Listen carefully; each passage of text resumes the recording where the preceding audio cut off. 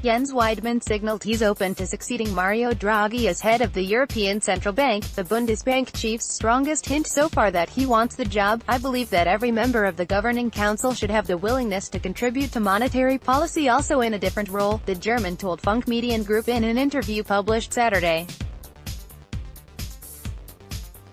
Weidmann said that public discussion of who will follow in Draghi's footsteps at the end of 2019 has started much too early. Eurozone governments are unlikely to decide on a successor this year. The German, who became Bundesbank president in 2011, has himself stoked talk of the ECB succession race in a series of comments responding to questions about his status as the perceived frontrunner. For a list of favorites and contenders for the ECB presidency, click here. In an interview with the Financial Times published in February, Weidmann, one of the most hawkish central bankers in the 19-nation region, discussed his views on the ECB presidency at length. The newspaper then likened him to the 12th-century Archbishop of Canterbury Thomas Becket, referring to how an institution can change the convictions of the person who runs it. Weidmann, who is 50, clearly liked the analogy.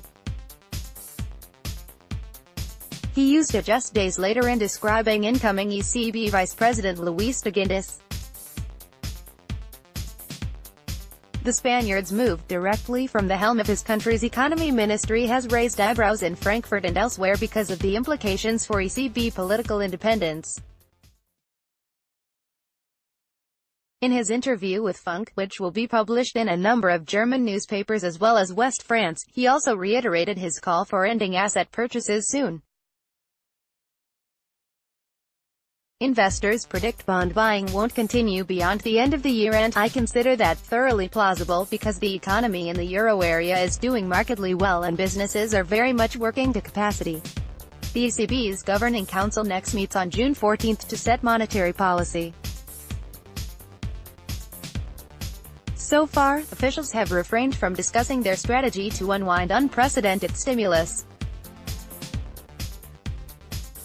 With bond purchases scheduled to expire in September and investors turning their attention to when interest rates may begin to rise, pressure is mounting on policymakers to explain the path ahead. "I consider it prudent to provide clarity soon and announce an end date," Weidmann said, adding that monetary policy will remain accommodative for a long time even after purchases stop.